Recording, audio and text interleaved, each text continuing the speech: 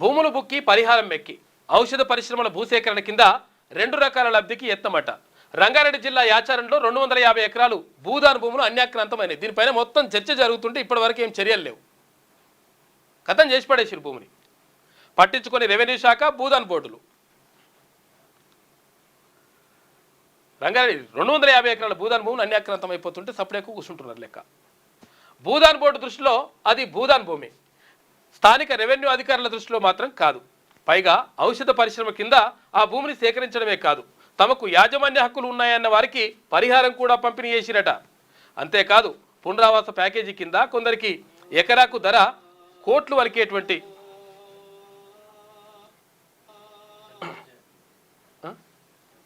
Close చేస్తే బెస్ట్గా right sound వస్తుంది.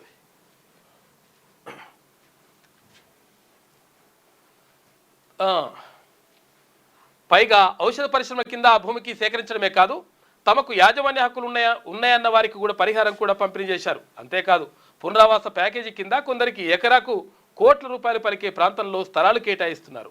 ఈ వ్యవహారంలో సర్కారుకు దాదాపు 500 కోట్ల రూపాయల వరకు నష్టం వాటిల్లుతున్నట్లు అంచనా. రాష్ట్ర వ్యాప్తంగా భూదాన్ భూములకు దొడ్డిదారిన హక్కులు పొందిన ఘటనలు వెలుగు చూసిన రంగారెడ్డి జిల్లాలో ఇదంతా జరుగుతున్నా కానీ సప్పుడేకు కూర్చుంటున్నట్ట లెక్క. ఎప్పుడో పునరావాస ప్లాట్లకు ఎసరు పెట్టిరు.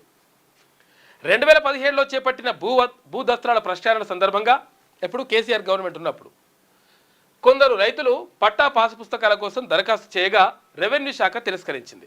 పలువురు సమాచార హక్కు చట్టం కింద దరఖాస్తు చేయగా ఆ 250 ఎకరాల భూదాన్ భూములే అని జవాబిచ్చింది. ఔషధ పరిశ్రమ భూసేకరణ ప్రక్రియలో పునరావాసం కింద ప్రస్తుతం ప్లాట్ల కేటాయింపు జరుగుతుంది. ఒక్కో ఎకరాకు ఒక్కో ప్లాట్ చొప్పున ఇస్తున్నారు. ఈ ప్లాట్ల విలువ ఒక్కొక్కటి 20 లక్షల రూపాయల వరకు మొత్తం 50 కోట్ల రూపాయల వరకు ఉంటుందని అంచనా. అయితే భూములకు పరిహారం పొందిన కొందరు ఆ ప్లాట్లను కొల్లగొట్టేందుకు ప్రయత్నిస్తున్నట. మొత్తం ఇట్లా జరుగుతుంది. ఏది ఇష్టం వచ్చినట్టుగా ఎవరికి కావాలో వాడు దోచేస్తుంటే కనీసం పట్టించుకునే పరిస్థితులు లేవు.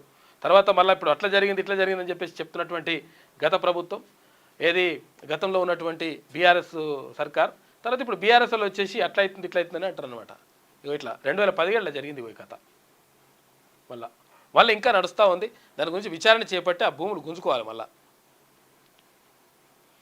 ఇక పుతిన్ జెలెన్స్కీలను కలవడం కష్టమైన పని అని చెప్పేసి ట్రంప్ అంటే, వీరికంటే నోబెల్ జ్యూరీని బెదిరించి శాంతి బహుమతి తెచ్చుకోవడం సులువు సార్ అని చెప్పేసి అంటున్నాడు పిఏ.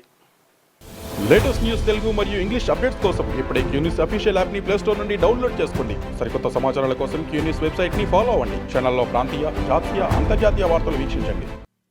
లైక్ చేయండి.